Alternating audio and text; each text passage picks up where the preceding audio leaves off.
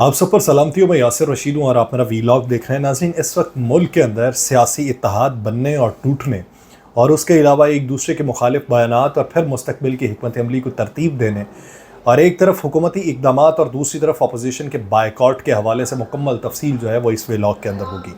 لیکن بحیثیت قوم ہمیں یہ سمجھنے کی ضرورت ہے کہ ہم ترقی کی راہ میں اگر رکے ہوئے ہیں کہیں پہ اور ہم راستہ بھولے ہوئے ہیں تو کس طریقے سے راستہ ڈھونڈا جا سکتا ہے. ہمیں اپنے ماضی کی یادوں کو بھی تازہ کرنا ہوگا، اور ماضی صرف یہی نہیں کہ پاکستان کی تاریخ کو دیکھا جائے.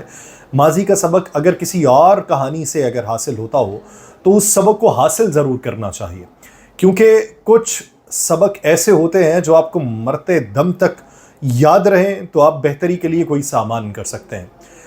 پاکستان کی موجودہ صورتحال کو بیان کرنے سے پہلے آپ کو بتاؤں کہ بہادر شاہ ظفر کے تمام شہزادوں کو قتل کر کے اس کے سامنے جب اس کے سر پیش کیے گئے اور پھر بہادر شاہ ظفر کے لیے قبر کی جگہ نہ بچی تو آج بھی اس کی نسل کے بچے کچھ لوگ بھیک مانگتے پھر رہے. کیوں؟ تباہی ایک ہی دن میں نہیں آتی، تباہی کے لیے پورا سامان کیا جاتا ہے. آپ یہ دیکھیے کہ ہم نے اپنے معمولات کیا کر لیے. پہلے خود احتسابی کیجئے، پھر اس معاملے کے اوپر آؤں گا. اور آپ کو یہ بتانے کی ضرورت اس لیے پڑی ہے کہ ہم نے اپنا جو معیار زندگی ہے وہ تبدیل کر لیا. زمانہ 1850 کے لگ بھگ کا ہے اور مقام دلی کا ہے. صبح کے 3:30 بجے ہیں. سول لائن میں بگل بج اٹھا ہے. 50 سالہ کپتان رابرٹ اور 18 سالہ لیفٹیننٹ ہنری دونوں ڈرل کے لیے جاگ چکے ہیں. 2 گھنٹے بعد طلوع آفتاب کے وقت انگریز سویلین بھی بیدار ہو کر ورزش کر رہے ہیں. انگریز عورتیں جو ہیں وہ گھڑ سواری کو نکل چکی ہیں. 7 بجے انگریز جو ہیں وہ مجسٹریٹ دفتروں میں اپنی اپنی کرسیوں پر بیٹھ چکے ہیں. ایسٹ انڈیا کمپنی کے سفیر سر تھامس میٹکاف دوپہر تک کام کا اکثر حصہ ختم کر چکا ہے. کوتوالی اور شاہی دربار کے خطوں کا جواب دیا جا چکا ہے اور بہادر شاہ ظفر کے تازہ ترین حالات کا تجزیہ آگرہ اور کلکتہ بھیج دیا گیا. دن کے 1 بجے سر میٹکاف جو ہیں وہ بگی پر سوار ہو کر وقفہ کرنے کے لیے گھر کی طرف چل پڑا. اور یہ ہے وہ وقت جب لال قلعے کے شاہی محل میں صبح کی چہل پہل شروع ہوئی ہے. ظل الہی کے محل میں صبح صادق کے وقت مشاعرہ ختم ہوا تھا، جس کے بعد ظل الہی اور عمائدین خوابگاہوں کو گئے تھے.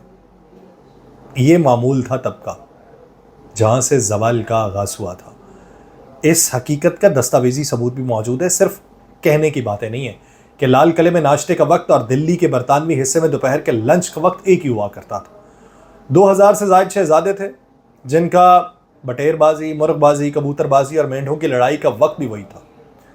اب 100 سال یا 150 سال پیچھے چلتے ہیں.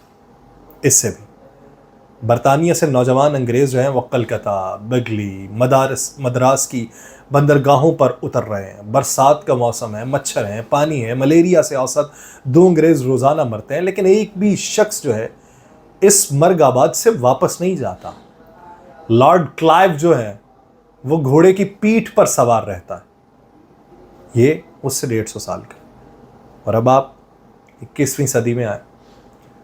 95% سے زیادہ امریکی رات کا کھانا 7 بجے تک کھاتے ہیں، 8 بجے تک بستر میں ہوتے ہیں اور صبح 5 بجے سے پہلے بیدار ہو جاتے ہیں. بڑے سے بڑا جو ڈاکٹر ہے وہ 6 بجے صبح اسپتال میں موجود ہوتا ہے. پورا یورپ آپ دیکھ لیں، امریکہ دیکھ لیں، جاپان دیکھ لیں، آسٹریلیا دیکھ لیں، سنگاپور دیکھ لیں، کوئی بھی دفتر، کارخانہ، ادارہ، اسپتال ایسا نہیں ہے جہاں اگر ڈیوٹی کا وقت 9 بجے ہے تو لوگ 9:30 بجے ہیں. وہ اپنے وقت کے مطابق آتے ہیں. آپ اپنے ہمسایہ ملک کو دیکھ لیں، چائنا کو، جس سے آپ سبق حاصل کرنا چاہتے ہیں، جس سے آپ معاشی روڈ میپ حاصل کرتے ہیں. چائنا دنیا کی دوسری بڑی طاقت ہے اور پہلی طاقت بننے کی تگودو کر رہی ہے. پوری قوم صبح 6 سے 7 بجے ناشتہ کر لیتی ہے، دوپہر 11:30 بجے لنچ ہوتا ہے، شام 7 بجے تک ڈنر ہوتا ہے. یہ ہم نے کیا کیا ہے؟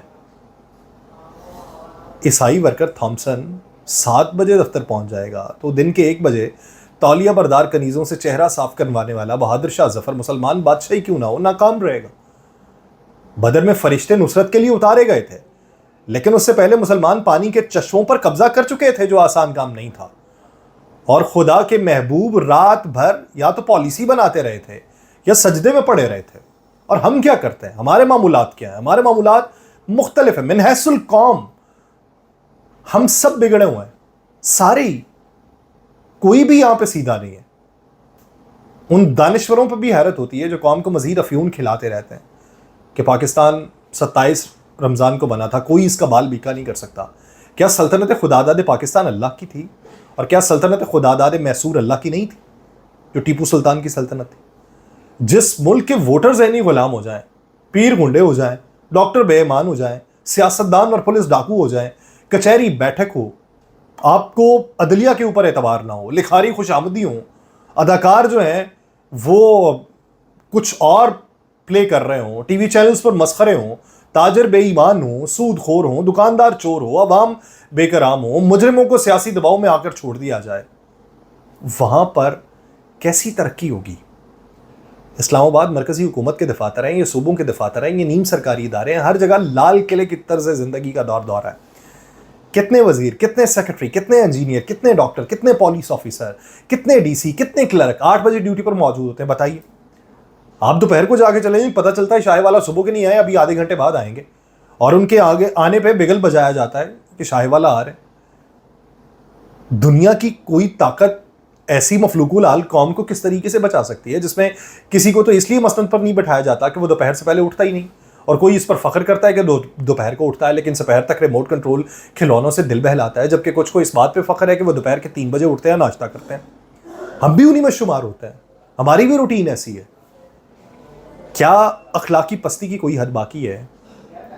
ہم ادھر سے نکلیں گے تو کدھر جائیں گے؟ جو بھی کام آپ دوپہر کو زوال کے وقت شروع کریں وہ زوال ہی کی طرف جائے گا, کبھی بھی اس میں برکت اور ترقی نہیں ہو سکتی. صبح اٹھ کے کام پہ جاؤں گا, اس وقت تک لوگ سو رہے ہوں گے. جب تک ہم یہ سوچتے رہیں گے کہ گاہک کدھر سے آئے گا صبح, گاہک اور رزق اللہ رب العزت بھیجتا ہے. تیقن ہونا چاہیے. وطن عزیز کی بقا, ترقی کی خاطر سب کو بدلنا ہے, وقت کی قدر و قیمت کو جاننا ہے. کوئی بھی یہاں پہ عقل کل نہیں ہے, کوئی بھی ایسا نہیں ہے کہ جس صرف اسی کی حکمرانی ہوگی. وقت کی پابندی بہت ضروری ہے, اپنے طور طریقے بدلنے ہیں, عملی طور پہ اچھا پاکستانی بننا ہے, اچھا انسان بننا ہے. جانوروں کی طرح جس طرف ہمیں ہانکیں گے اسی طرف کو ہم چلے جائیں گے. یہ مولانا فضل الرحمان صاحب کہتے ہیں جس طرح چارہ ڈالیں گے وہ ہم قبول کر لیں گے, یہ کبھی نہیں ہوگا. ملک میں ریاست کے رٹ نہ ہونے کے برابر ہے. مولانا فضل الرحمان صاحب نے آج یہ بات کی ہے کہ سیاسی مشاورت کا سلسلہ چلنا چاہیے, اور اگر پاکستان تحریک انصاف نے اتحاد بنا لیا ہے تو ہم اس کا احترام کرتے ہیں, ہم اس اتحاد کو منفی نظر سے نہیں دیکھ رہے, لیکن اس پر مشاورت ہو جاتی تو پھر اس کا نقشہ الگ ہوتا. ہمارے اس موجودہ سیاسی منظرنامے میں اگر آپ دیکھیں تو وہاں پہ زیرک سیاستدان جنہوں کہا جا رہا ہے وہ یہ رائے رکھتے ہیں. مولانا کہتے ہیں کہ ہماری 300 سالہ تاریخ غلامی کے خلاف جنگ لڑنے کی ہے, لیکن اس وقت مسلح تنظیمیں کھلے عام گھوم رہی ہیں. اداروں کو ہر شعبے میں اپنی بالادستی کو ختم کرنا ہوگا, ہم سب اس ملک کے برابر شہری ہیں. مولانا فضل الرحمان صاحب نے کہا کہ ہماری بلوچستان کی سیاسی جماعتوں کے قائدین سے ملاقات ہوئی ہے, اتحاد بننا بہت اچھی بات ہے, لیکن ایسا نہیں ہے کہ معروضی ضرورت کے لیے آپ اکٹھے ہوں اور جب مقصد پورا ہو جائے تو آپ شہباز شریف اور زرداری بن جائیں.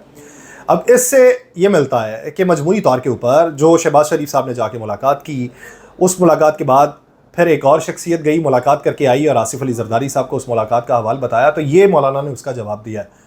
یعنی وہ ان دونوں کی طرف کوئی ان کا جھکاؤ ہی نہیں ہے. انہوں نے کہا آئین کی بالادستی تک کھڑے رہنا چاہیے. تو انہوں نے پھر یہ بھی بات کی کہ خیبر پختونخوا ہو یا بلوچستان ہو, مسلح تنظیمیں کھلے عام علاقوں کو کنٹرول کر رہی ہیں. بلوچستان کے بارے میں تو میں نہیں جانتا, مگر کے پی میں سورج غروب ہونے کے بعد پولیس تھانوں میں بند ہو جاتی ہے. مولانا فضل الرحمان صاحب نے کہا کہ اب آپریشن عزم استحکام شروع کرنے کا سن رہے ہیں. یہ عدم استحکام آپریشن ہے جو ملک کو کمزور کرے گا, اور اس ضمن کے اندر بہت سارے اور لوگ بھی بات کر رہے ہیں. مولانا فضل الرحمان صاحب نے سوال کیا کہ ملک کو اور کمزور کیوں کیا جا رہا ہے. مولانا صاحب نے یہ بھی کہا کہ شہباز شریف وزیر اعظم نہیں ہے, بس کرسی پہ بیٹھے ہوئے ہیں. جہاں پہ اجلاس میں پارلیمنٹیرینز کے علاوہ اور کوئی موجود ہوگا تو پھر فیصلے وہ کرے گا, آپ نہیں کریں گے. انہوں نے کہا کیا ہم نے پاکستان اس لیے حاصل کیا تھا کہ ہم ان لوگوں کی غلامی کریں گے, یہ جو ہم پہ مسلط ہیں. انہوں نے کہا ہم کسی اتحاد کی مخالفت نہیں کر رہے, سیاسی لوگوں کی باہمی مشاورت کا سلسلہ چلنا چاہیے, بات چیت اور مشاورت کے بہتر نتائج آئیں گے. لیکن وہ ساتھ ہی ساتھ یہ بھی کہتے ہیں کہ ہمیں نئی سوچ کے ساتھ ایک منزل کو طے کرنا ہے.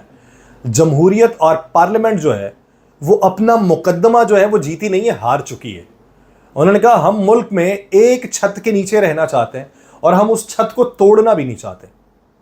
تو اس لیے آگے بڑھنا ہے تو اس کے لیے تگودو کرنی ہے, اس کے لیے پھر نئی سمت کو تلاش کرنا ہے, نئی منزل کی طرف جانا ہے. مولانا فضل الرحمان صاحب کی یہ بات اس کے بعد جو بات ہوئی کہ اپیکس کمیٹی کے اندر تمام وزرائے اعلیٰ موجود تھے، وفاقی وزراء موجود تھے، وزیر اعظم موجود تھے، آرمی چیف موجود تھے، وہاں پر یہ فیصلہ ہوا جس پہ پاکستان تحریک انصاف کے بیرسٹر گوہر صاحب نے بھی کل اسمبلی کے اندر بات کی. تو اس ضمن میں عمران خان صاحب جو کہتے ہیں کہ کے پی کے وزیر اعلیٰ سے مجھے ملنے نہیں دیا جا رہا، تو آج انہوں نے بھی بات کر لی اور انہوں نے اس کے اوپر بھی رائے دی جس میں یہ کہا گیا تھا کہ چاروں صوبائی وزرائے اعلیٰ موجود تھے، تو پھر ان کو اعتراض کس بات کا ہے، کیونکہ یہ اسی کمیٹی میں فیصلہ ہوا تھا. تو انہوں نے کہا کہ میری عمران خان صاحب سے پالیسی پہ بات چیت ہوئی ہے. اپیکس کمیٹی کی میٹنگ میں ایک پالیسی بتائی گئی تھی اور پالیسی تھی کہ امن و امان کا قیام، دہشت گردی کا خاتمہ ہونا چاہیے، اور میٹنگ میں عزم پاکستان کا نام آیا تھا. انہوں نے کہا کہ آپریشن کا لفظ نہ پہلے تھا نہ بعد میں تھا. بانی پی ٹی آئی کی حکومت میں دہشت گردی میں کمی آئی، ہم نے کاؤنٹر ٹیررزم ڈپارٹمنٹ کو بہتر کیا. ہماری پالیسی ہے کہ عوام کو پہلے اعتماد میں لیا جائے، دہشت گردی کا مقابلہ عوام کے بغیر نہیں آپ کر سکتے، صوبوں اور پارلیمان کو اعتماد میں لیے بغیر فیصلہ نہیں ہو سکتا. تو انہوں نے اس ضمن کے اندر یہ کہا کہ ابھی تک تو اگر دیکھا جائے تو پالیسی آئی ہی نہیں ہے کہ انہوں نے کرنا کیا ہے. انہوں نے کہا کہ بلاول بھٹو نے پوری دنیا کا چکر لگا لیا مگر افغانستان کا نہیں لگایا. بلاول بھٹو کو ہمارے افواج پاکستان کے جوانوں اور سویلین جوانوں کی پرواہ نہیں. انہوں نے کہا مقابلہ کرنے کے لیے ایک بہترین پالیسی اور بات چیت ہونی چاہیے، اور بات چیت کے ذریعے معاملات حل ہو سکتے ہیں. انہوں نے پھر یہ بھی کہا کہ ہم نے یہ کہا تھا کہ اگر آپ افغانستان سے بات چیت کی پالیسی بنانا چاہتے ہیں تو پھر ہم اپنا کردار ادا کر سکتے ہیں. ہم پاکستان میں دہشت گردی کا خاتمہ چاہتے ہیں، اس کے لیے ہر حد تک ہم جانے کے لیے تیار ہیں، لیکن ہمیں اعتماد کے اندر لیا جائے. انہوں نے علی امین گنڈا پور صاحب نے آج جو ملاقات ہوئی ہے اس ملاقات میں انہوں نے یہ کہا کہ پاکستان تحریک انصاف پہلے بھی یہ کہہ رہی تھی کہ پاکستان کی خاطر مذاکرات کے لیے تیار ہیں، ہم بات کرنے کو تیار ہیں، لیکن ٹرم اینڈ کنڈیشنز وہی ہوں گی. تحقیقات ہونی چاہیے کہ کب کیسے کیا ہوا، کس نے کیا. ہماری پہلی شرط ہے کہ مینڈیٹ چوری جو ہے اور فارم 45 کے اوپر بات ہو. ہمارا صوبہ جو ہے وہ بجلی بنانے والا ہے، آئین میں ہمارے حقوق ہیں لیکن ہمارے حقوق ہمیں فراہم نہیں کیے جا رہے. لوڈ شیڈنگ کی ایک حد ہوتی ہے، کہتے ہیں 12 گھنٹے ہوگی لیکن 16 گھنٹے ہو رہی ہے. تو یہ کس طریقے سے معاملات حل ہوں گے؟ انہوں نے ہمارے واجبات ادا کرنے ہیں اور وہ اربوں کے اندر ہیں اور یہ وہ ادا نہیں کر رہے، تو پھر عوام کو دیکھ کے تکلیف تو ہمیں ہوگی، اور وہ تکلیف ہمیں عوام کی جب دیکھنا پڑے گی تو ہم پھر ریٹیلیشن تو کریں گے. تو یہ علی امین گنڈا پور صاحب کا موقف ہے. دوسری بات یہ کہ محمد زبیر صاحب نے جو الزامات لگائے تھے اس میں ملک احمد خان صاحب آئے، انہوں نے کہ وضاحت پیش کریں کہ باجوہ صاحب سے ملاقات میاں نواز شریف صاحب کی ہوئی، لیکن اگر وہ وضاحت نہیں کرتے تو پھر انہیں قانونی طور پہ مشکلات کا سامنا کرنا پڑ سکتا ہے. لیکن مجھے یہ لگتا ہے کہ جب ایک شخص جو ہے وہ کسی اور پارٹی جانے کا ارادہ کر چکا ہو تو وہ ایسی باتیں کھولتا ہے کہ جس کے اس کے پاس ثبوت موجود ہوں. وہ بغیر ثبوت کی باتیں نہیں کھولتا. یعنی پی ٹی آئی کو جو بھی چھوڑنے والے تھے تو بہت سارے معاملات کے اوپر پی ٹی آئی کے لوگ جو تھے ان کو معلوم تھا، اور انہوں نے جو باتیں کھولی اس میں حقیقت بھی تھی، لیکن کئی جگہوں پہ پروپیگیٹ بھی کیا گیا تھا. اب اس میں اگر وہ کسی اور پارٹی میں جا رہے ہیں تو پروپیگیٹ بھی کر رہے ہوں گے لیکن حقیقت بھی ہوگی. تو اب کیا اس کو پاکستان مسلم لیگ نون ہینڈل کر سکتی ہے؟ کیا اس سے ڈیل کر سکتی ہے یا مزید اسے ڈینٹ پڑ سکتا ہے؟ کیونکہ میرا یہ ماننا ہے کہ 15% صرف ابھی پٹاری کھولی ہے انہوں نے 15% اور کھول دی تو پاکستان مسلم لیگ نون کو لینے کے دینے پڑ جائیں گے. اب اگر یہ اس مکھی کے چھتے کو چھیڑنا چاہتے ہیں تو پھر اس سے نبرد آزما ہونے کی بھی حکمت عملی ہونی چاہیے، اور اگر نہیں ہے بغیر کسی پروٹیکشن کے آپ چھیڑ لیں تو پھر مسئلہ ہو سکتا ہے. لیکن خدا کے لیے بحیثیت قوم ہمیں یہ سمجھنے کی ضرورت ہے کہ ہمیں اپنے جو افعال ہیں اس کے اوپر توجہ دینے کی ضرورت ہے کہ ہم جو فیل کر رہے ہیں، جو اقدام اٹھا رہے ہیں، یہ کس حد تک نیچرز کے ساتھ وابستہ ہے اور کس حد تک ان نیچرلی ہم جو ہے وہ پلے کر رہے ہیں. کچھ نہ کچھ تو نیچر کے قریب ہونا چاہیے. مجھے دیجیے اجازت. اللہ نگہبان.